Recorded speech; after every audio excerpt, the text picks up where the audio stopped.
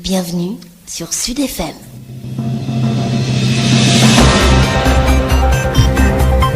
Sud FM Sen Radio, c'est la ronde des infos sur www.sudfmsenradio.com ainsi que sur YouTube et vous nous suivez en direct. Bonjour Adjaratou Seigneur. Bonjour Maria. Première édition de ce bloc d'information, on démarre par les populations du Bargny qui sont très remontées.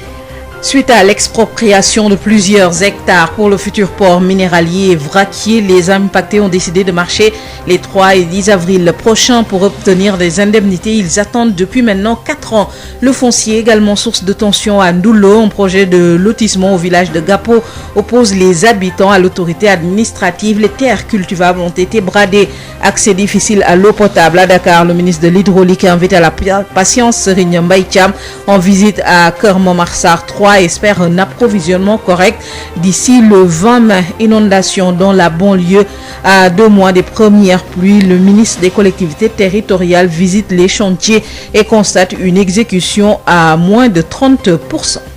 Merci à vous Adjaratou Seigneur et le développement de tous ces titres, c'est juste après ceci. Bonjour à tous, Alune Badara Associé assure la mise en onde de cette édition que nous démarrons avec la colère des habitants de Bargny, notamment les impactés du futur port minéralier et vraquier. Les habitants ont décidé d'organiser une marche de protestation le 3 avril, une autre marche le 10 avril prochain pour alerter les autorités. Ces impactés réclament des indemnités depuis maintenant 4 ans. Le collectif a fait face à la presse ce lundi. Denisia Sombo. La jeunesse de Sendou de Minaf de Bargny est prête pour ces 2 mars. C'est notre combat quoi. Les impactés du port minéralier et vraquier de Bargny-Sendou haussent le ton, dépossédés de leurs terres depuis 4 ans. Les membres du collectif n'entendent plus rester impassibles face aux lenteurs notées dans le traitement de leur dossier. Issa Gueye, leur coordonnateur. L'État a jugé nécessaire d'implanter le port minéralier et vraquier et ce qu'on attendait, c'était le respect de la loi sur l'expropriation pour cause d'utilité publique. Plusieurs démarches ont été faites auprès des autorités, mais jusqu'à présent, il n'y a rien de concret. Le chef de l'État lui-même s'est prononcé sur le dossier 4 fois et avait promis donc, dès le mois de février 2019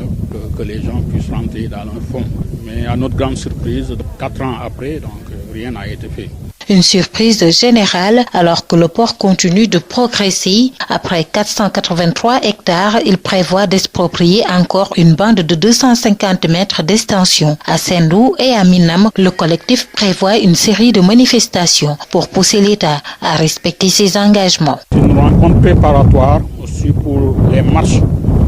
qu'on a prévues pour le 3 avril et le 10 avril. Donc on compte maintenir le rythme de ces marches. Parce que tant que l'État n'honore pas les engagements, n'honore pas la loi, aussi l'application de la loi, donc nous serons debout. Parce que nous savons que le port est classé parmi les grands travaux de l'État. 4 ans après les épisodes des bulldozers, les agriculteurs se voient aujourd'hui privés de leur principale activité. La pêche ne marche plus, autant de difficultés que vivent les chefs de ménage à Bargny où la pauvreté s'est installée durablement. Bargny, Denisia Sambo pour Sud FM. Denisia Sambou, le foncier également au cœur d'un litige à Gapo. Le collectif des populations du village de Gapo dans la commune de Ndoulo pour la défense du foncier dénonce avec énergie le projet de bradage de leurs terres. Le lotissement en cours depuis plusieurs années donc impacte les activités économiques puisque ce sont des terres cultivables qui sont bradées selon les habitants du village Adamandiaï. Le torchon continue de brûler entre les populations de Gapo et le sous-préfet de Ndoulo. Le projet de lotissement du village de Gapo, entamé depuis 8 ans, est jugé nébuleux par le collectif des paysans du village de Gapo dans la commune de Patar. Cheikh Faye est à la tête de ce collectif. Ce lotissement était un lotissement frauduleux, sombre et nébuleux parce que tous nos terres ont été bradées. Tous les parcelles de premier choix aussi ont été vendues. Depuis longtemps, cette année-ci, le 24 novembre 2020, nous avons eu une réunion au niveau de la sous-préfecture. Nous n'étions pas d'accord. Nos activités de revenus, c'est l'agriculture et l'élevage. Et nous avons vu que toutes nos terres cultivables ont été bradées. Le maire en personne est revenu au village avec sa commission domaniale. Nous n'étions pas d'accord, il n'y avait pas d'entente. attentes. Mais ce qui m'a le plus surpris aujourd'hui, le sous-préfet en personne de Ndoulo m'a appelé et il m'a dit que la commission de recensement doit quitter au niveau de la mairie demain pour venir à Gapo et si vous êtes intéressé, je vais vous insérer dans cette commission. Je l'ai dit que comme je vous l'avais dit, nous ne sommes pas d'accord. Et j'ai vu qu'il y a un forcing. Le président du collectif des paysans du village de Gapo sonne l'alerte. On ne va pas les laisser faire. Nous avons vu qu'ils veulent nous imposer l'injustice et nous alertons à l'opinion nationale et à l'opinion internationale qu'une fois ils viennent à Gapo pour faire des activités dans nos champs, il y aura des affrontements et ça peut même avoir des blessés et des morts parce que rien ne nous fait pas peur et nous n'aurons pas aussi honte qu'on nous tue dans nos champs. Le président du collectif des paysans de Gapo indique par ailleurs avoir subi une injustice car, dit-il, on l'a sommé d'arrêter la construction de son bâtiment alors qu'il avait subi un violent incendie. Le sous-préfet de Ndoulo, que nous avons joint au téléphone, n'a pas voulu répondre sous le prétexte qu'il était en réunion. Diourbel Sud FM, Adama Ndiaye. Visite des chantiers de l'usine KMS3 de Thiès, le ministre de l'Hydraulique Serigne Mbaye Thiam invite les populations de Dakar à la patience face aux perturbations sérieuses dans la distribution de l'eau potable. Ce ne sera bientôt plus qu'un mauvais souvenir puisque le ministre annonce un approvisionnement correct au plus tard le 20 mai. Les travaux seront alors bouclés. Le ministre de l'Hydraulique Serigne Mbaye Thiam avec Babacar Sow. Je partage les difficultés d'accès à l'eau potable que les populations éprouvent dans certains quartiers de Dakar. Mais j'invite les compatriotes à faire encore preuve de patience. Nous sommes très proches du but. Vous comprendrez évidemment que je ne vais pas avancer de date précise aujourd'hui. Parce que comme les ingénieurs me l'ont dit, ce sont des opérations complexes et on n'est pas à l'abri de surprises et d'incidents techniques. Parce que c'est une usine, ce sont des canalisations qui sont à l'essai. Il nous faut conjuguer l'impératif technique et la nécessité d'avoir, dans les meilleurs délais, la production supplémentaire de 100 000 m3 jour. Le gouvernement demande aux entreprises contre-ententes des marchés du projet KMS3 à la SONES et la SEN'EAU de tout faire pour que l'eau potable produite par KMS puisse être distribuée aux ménages au plus tard dans l'intervalle de temps du protocole sanitaire et technique qu'il faut ressortir en tenant compte de quelques aléas. On peut rendre disponible l'eau au niveau des ménages en hypothèse optimiste le 5 mai 2021 et en hypothèse pessimiste le 20 mai 2021. Dans quelques jours vont commencer les opérations de désinfection. Nous invitons les populations à s'abstenir d'utiliser cette eau pour quelque usage que ce soit. Cette eau contient une concentration de chlore assez importante. Au fil des tests, les mesures seront faites sur les rejets pour se conformer aux recommandations de l'Organisation mondiale de la santé en termes de niveau de chloration. Et j'ai demandé à la SONES de mener une vaste campagne de communiqués de presse dans les radios et de spots au niveau des télévisions, de communiquer par les réseaux sociaux et par les sites internet pour que les populations s'abstiennent de capter cette eau et de l'utiliser. Les travaux du projet de avancent à grands pas selon le ministre des collectivités territoriales Oumar Gueye qui a également effectué hier une visite de chantier dans la banlieue de Dakar. À 2 mois des premières pluies, les travaux sont exécutés à un peu moins de 30%,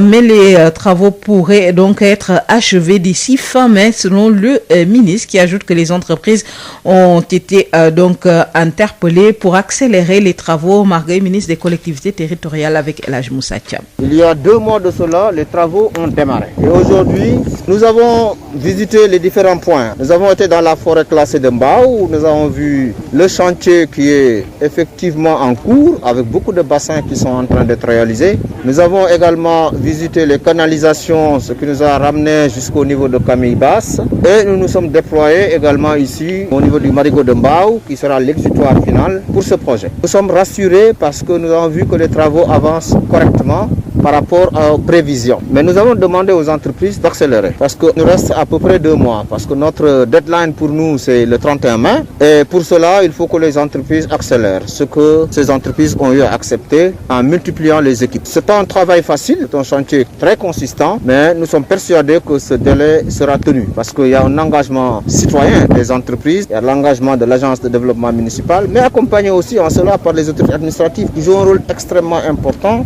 qui nous aide un peu peu sur les impenses, sur le suivi quotidien de ce chantier. Nous avons vu également qu'il y a des travaux à faire du marigot de Mbao et cela également a été pris en compte par l'ADM avec les entreprises. Élargir un peu le lit du marigot de Mbao et faire en sorte qu'il y ait un écoulement correct et régulé des flux d'eau que nous attendons en fonction de la pluviométrie qui va arriver pour l'année prochaine. Nous reviendrons vers le 20 avril pour revérifier encore une fois de l'avancée de ces travaux, mais nous n'avons aucune crainte par rapport à cela. Le taux d'exécution donc, des travaux, c'est Alors, ça tourne autour de 20%,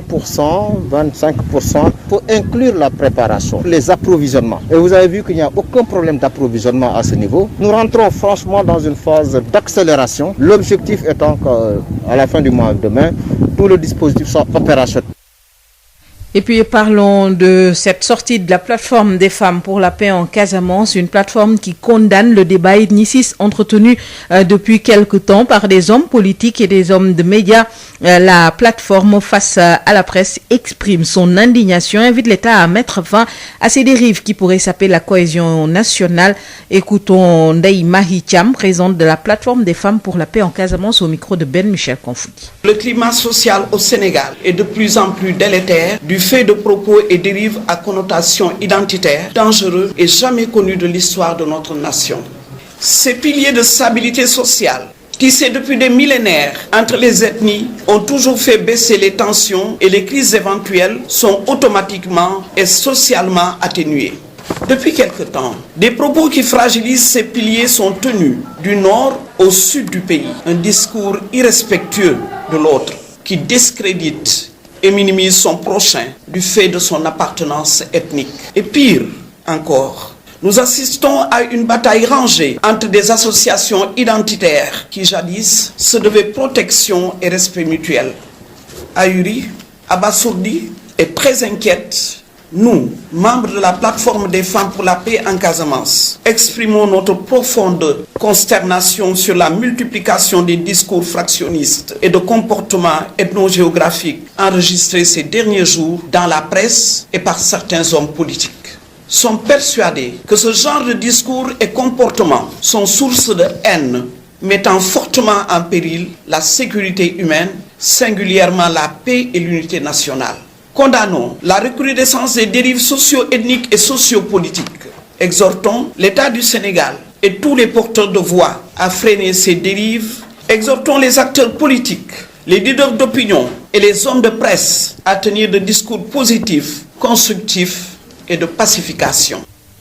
Et puis direction Burkina Faso, où les compagnies minières et les organisations de la société civile n'ont pas les mêmes positions en matière de bonne gouvernance dans le secteur des mines. Pour disposer de données actualisées, l'ONG ONCAD a commandité une étude. Les résultats ont été présentés hier à Ouagadougou, des résultats qui révèlent que le code minier en vigueur ne favorise pas le développement des communes qui abritent les sites miniers. Correspondance Mathieu Somda. Le secteur des mines est toujours miné. Il est pris en otage par les compagnies minières qui imposent leur position sur toute la ligne au Burkina. Cette réalité émane de l'ONG ORCAD, Organisation pour le renforcement des capacités de développement. Le président de l'ONG ORCAD, Jonas Yen. Ce qui nous préoccupe beaucoup plus au niveau de la société civile, c'est la question de la clause de stabilité. La clause de stabilité fiscale qui consiste à dire on va bloquer notre possibilité d'augmenter ou de baisser les impôts, les taxes. Alors, si on vous met dans un carcan qui ne vous donne plus la possibilité de changer quoi que ce soit et que la mine doit durer 20 ans, vous savez, ça constitue une véritable perte pour nous. Nous sommes préoccupés également par les questions des communautés qui vivent sur les sites miniers, qui subissent beaucoup de préjudices en termes de récupération des terres et des compensations à des indemnisations à leur apporter. On n'a pas encore de référentiel national en la matière, de sorte que quand on vous prend vos sources de subsistance, il faut véritablement se référer à un document burkinabé pour pouvoir le faire. La question également des extensions des mines, ça aussi la société civile s'en préoccupe. Avec ces extensions, il va falloir véritablement que nous travaillions à une véritable veille. Pour améliorer cette situation, les experts qui ont mené une étude commanditée par l'ORCAD recommandent la relecture du code minier en vigueur. La Moussa Youkbari est l'un des consultants. Un peu de revoir pour la convention minière et insérer certaines clauses qui peuvent nous permettre de moduler, de suivre un peu l'exploitation, de suivre l'évolution des cours et de rentabiliser en tout cas la collecte de revenus miniers. Bon, il y a également la recommandation par rapport à la clause de stabilité. Il faut davantage travailler sur cette clause-là pour qu'elle puisse en tout cas n'est pas limiter le pouvoir d'imposer de l'État. Avec les résultats de cette étude, la société civile dispose à nouveau d'un document d'action pour une bonne gouvernance dans le secteur minier. Mathieu Somda depuis Ouagadougou pour Sud FM. Et c'est la fin de cette première édition en français, Maria. Merci à vous, Adjaratou Seigneur, de nous l'avoir présenté. L'on vous retrouve à 7h30 pour la seconde édition de ce bloc d'info.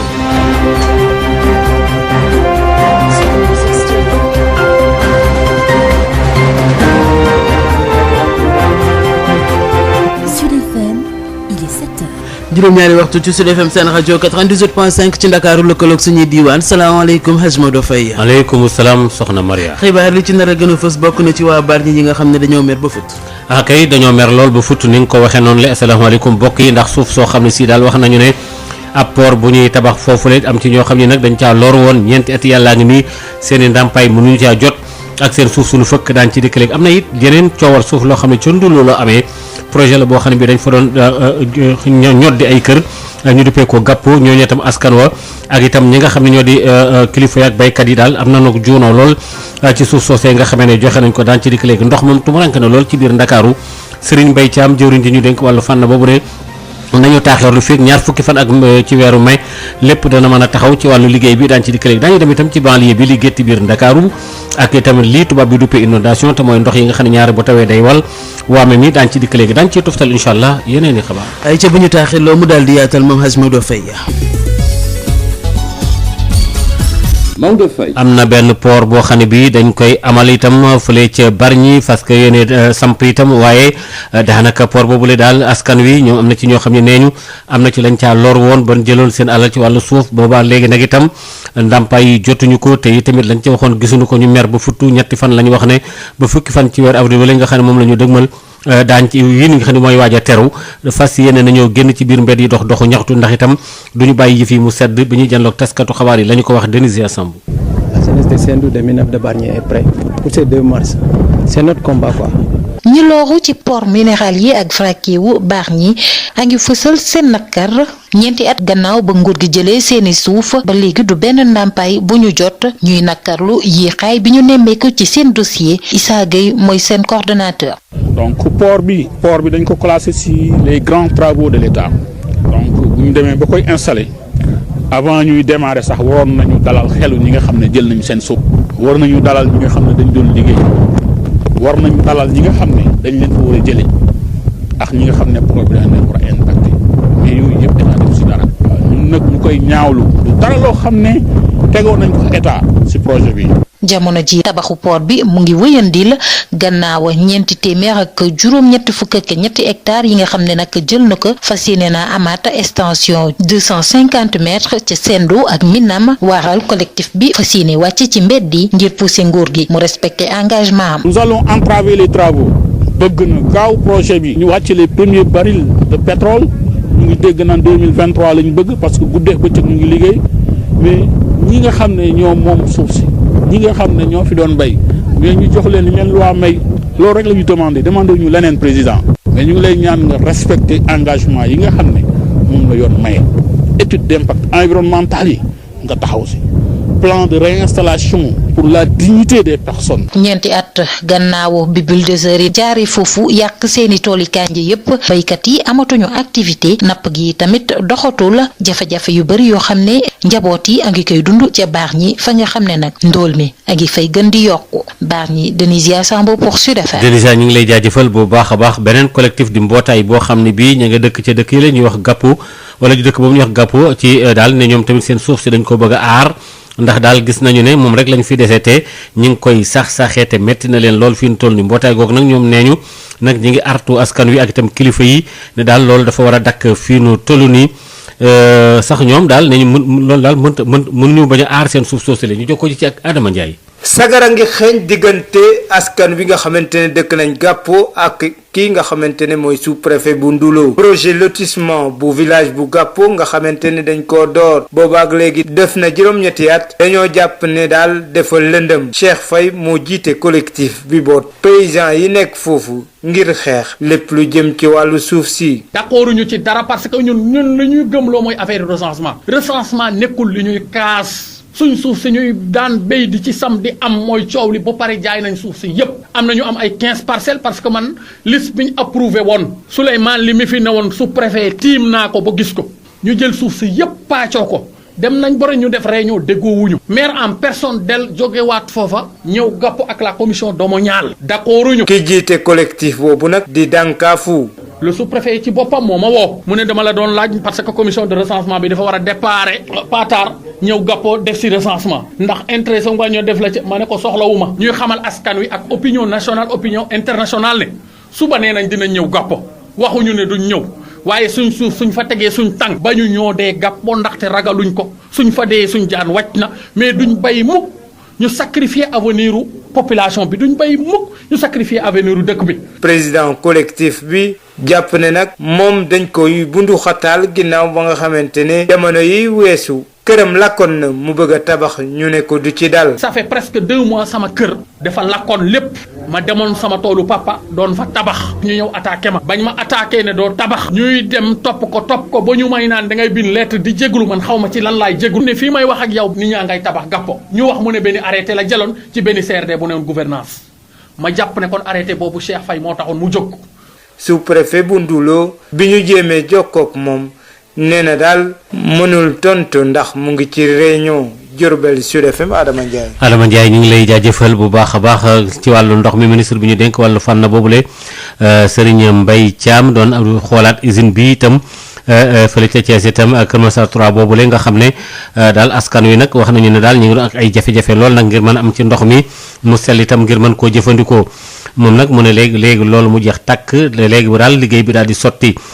tey tamit nee na caabi usine boobule balaa yàgg sax xëy na fekk weer mais wala nga xam ne moom la ñu demal des na ko daal di joxe muy nag artu nag askan wa ñu bañ a jël ndox yi jóge ci usine bi ndax yooyu baaxul fi nu toll nii ñu déglu ko ci micro Babacar Sow. li nga xam ne moom la ñu waxoon mooy bëgg nañu balaa weer wi ñu nekk muy mois de mars muy ñetteelu weer balaa weer boobu di jeex ndox mi ballee ci Kër Momar Sarr te comme léegi Sénégal dañuy def VAR suñu defee VAR dama ne woon le gouvernement a demandé production d'eau bi donc ndox mi ball Kër Momar Sarr démarré na le 15 février 2021 mais su fekkee ne ndox mi ngi génn ndox moomu kenn mënagu koo naan kenn mënagu koo jëfandikoo parce que tuyaux yi biñ ko defaree boobu ba léegi ay suuf ak ay saleté daf ciy nekk mënoon nañoo raxas yooyu lu jiitu tey ji waaye suñ ko raxasoon il faut que dañuy utiliser ndox mi dem Dakar pour raxas ko te suñ ko defoon Dakar ak yeneen gox yi nga xam ne ñoo jëlee ndoxu lac de Guiers bi dañuy manqué ndox looloo taxoon ñu bëgg ba usine bi pare ndox moomu di ball foofu ñu utiliser ko pour raxas tuyaux yi lenqali ko ci nag opération yooyu li ñu nekk yéen ñëpp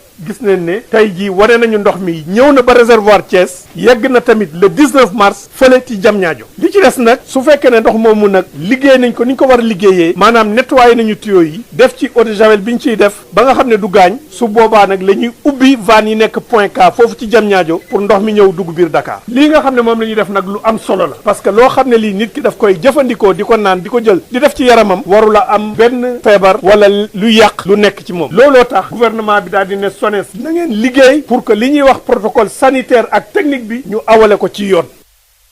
jaaree la ko ci yoon yeneen i liggéey yoo xam ni sax projet 2 lañ ko duppee loolu mi ngi dox itam jéego yu am solo ni ñu ko waxee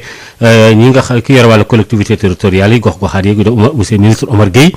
am na nag itam moom itam nemmeeku gum doon xool chantier yi maanaam liggéey bi fi mu toll daanaka liggéey bi téeméer bu nekk fanweer ya foofu lay tollandi jot na yeggandi donte sax njaw desandi naw xambin waaye nag ñoo ngi am njort ne lépp dana nekk loo xam ni lu jàppandal lay doon.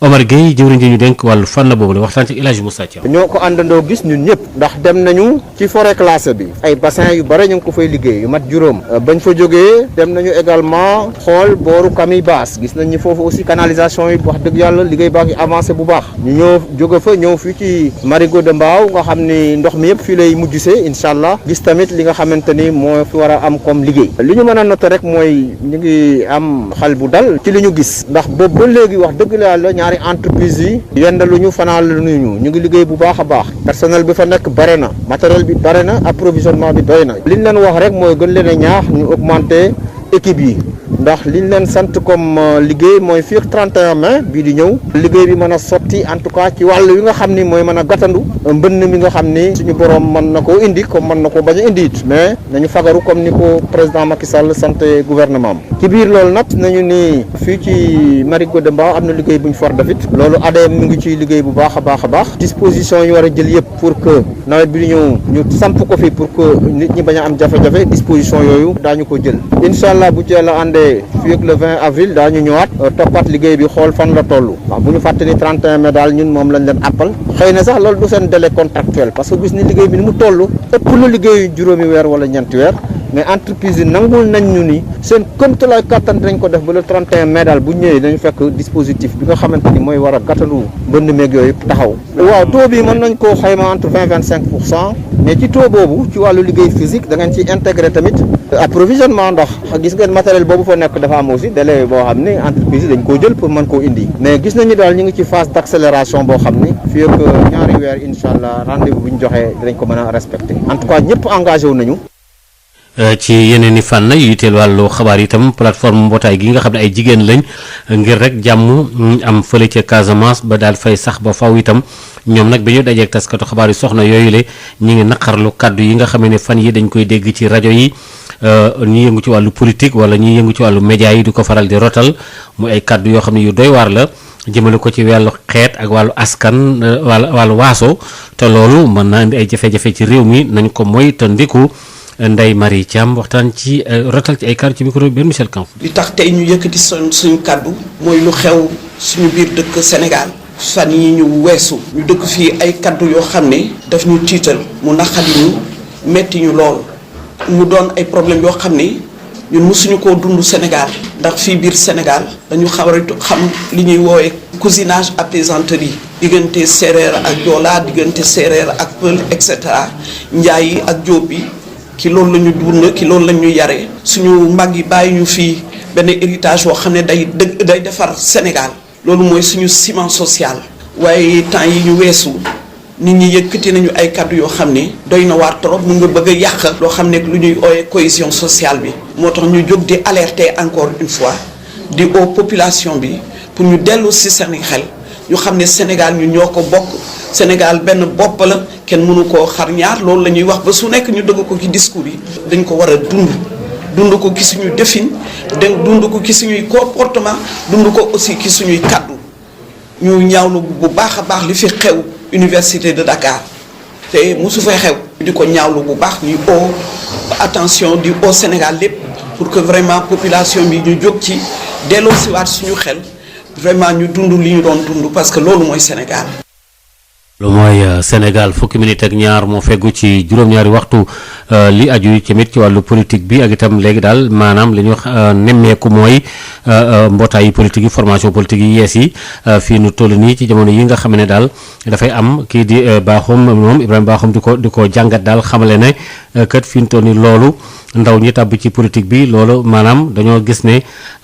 maanaam génération yi xeet yi maanaam nit ñi ni ñu tolloo ci at itam ngir war a mën a suubu ci politique bi ak itam ñi ngànk politique bi ñàkk tumuranke ci wàllu démocratie ak itam charte yi ni ñu koy bañ a wege loolee tax na ñenn ñi bëgg a am tab bi ci ngir coppee ko war cee mën a am ñu déglu ko ci micro Moustapha Dieng. li nga xam ne moom la ñu waxoon mooy bëgg nañu balaa weer wi ñu nekk muy mois de mars muy ñetteelu weer balaa weer boobu di jeex ndox mi ballee ci Kër Momar. Ibrahima Bakhoum ñu ngi jégalu kooku Serigne Mbaye Thiam la jàlloon na léegi ñu dikkaat ak Ibrahima Bakhoum ci jàngat bi mu am ci wàllu formation parti politique yi. waaye ñenn ñi leen ci yóbbu mooy lan mooy ne ji il faut ñu sos parce que fañ nekk dañ faa xat neexatu leen ñu bëgg a dem feneen bu ñu bëggee dem feneen nag li lee mu indi xëccoo li lee mu indi coow waaye loo ci mën di dégg il faut mu li ñu wax ne dafa rëddaat dafa am il faut ñu rëddaat ñi nga xam ne mooy parti bi maanaam espace politique bi penc politique bi ñu ciy daje il faut ñu xoolaat ko il faut ñu rëddaat ko ndax dafa am ñoo xam ne ji ay ndaw lañ bëgg nañoo feeñ ñu ngi ak xam nga dafa am loo xam ne sax bu dama ko fàtte wax di nga li ñu li mu parti ba na ñetti téeméeri parti lu topp xam nga am na si ñoo xam ne tur rek fa ne tur rek parti sax demu fa tur rek fa ne maanaam parti bi parti diw la xam nga bu ñu demee ba ñu naan parti bi parti diw la maanaam dafa mel ni lu moom la di ko dugal ci poosam ba nga génne parti léegi nag ñii nga xam ne ñoom it dañoo ñëw toog fi noom am fi place ba siiw lool dem ba ci kanam ci biir am ñeneen ñoo xam ne dañu wax ne ket ñoom d'accord ñu yëfi di doxee wala boog am na tànk jéego yoo xam ne ki nga xam ne moo jiite mu ngi koy teg ci ñoom d'accord ci jéego yooyu boo ko waxee ñu dàqali ci parti bi wala ñu xatal la ba nga génneel sa bopp yooyu yëpp boo ko xoolee mooy la ñuy jàmbat waxu démocratie mooy am sañ-sañ ci biir nga li nga xalaat nga wax ko li nga xam ne moo jàpp ne moo gën nga wax ko bu fekkee ne loolu mënatoo ko am mooy ne kon démocratie amul ci parti boobu bu démocratie amul ci parti mooy jur léeg-léeg nga déggoon ne kii de mu ngi fa moom yàgg génn na waaye tamit ci ñu leen di génne ñan la parti kay li ñu ci doon xam mooy dafay am ni maanaam li ñuy wax ay congrès dafay am ay ndaje yoo xam ne dañu aw ne kii kuréel gu réeréy la ci biir parti bi ñooy dajee tas bi waaye loolu doo gëj nga ko dégg maanaam man da boog laa xam ne congrès wu parti daa xamul kañ laa xuuja dégg parce que loolu ay ci nit juróomi nit xëy na ñooy dajee xalaat li ñu xalaat d'accord ci bi topp ci kaw diw mooy chef parti bi moom moo sos parti bi kon moom parti comme moo ko moom nag juróomi déggal nañ ko fukki nit déggal nañ ko ñooñu ñoom saa bu ñu waxee dafa ne junni nit moo fa ne wala téeméeri nit moo fa ne te fekk ne boo demee juróom-ñaar fukk dong lañ léegi nag loolu boo demee yow mi nekk ci boor juróom-ñaar fukk yi te àndatoo ci parce que boo génnee mu feeñ coow li jóg ñu ne parti sàngam mu ngay yàqu wala parti mu ngay déw doole te fekk na parti bi kenn ne fu musa ne boo xoolee yi fi di ci faat yi nga wax ne moom Idrissa Seck ñoo bokkoon réew mi ba mu jóg Idrissa Seck lam nan ci PDS moom la ko jamono di tontu léegi moo fexee benn bés oote li ñu wax ne opération toxu maanaam moom jóge na PDS de ñu bëri ñu fa nekkoon muy xëcc di xëcc daal di ko tuddi donc ni maanaam yëfi daal léegi xeex mi leen da toxu naa toxal noo toxal moom nag moom ma doon toxal nag léegi moom ñaa nga toxoo ci moom dem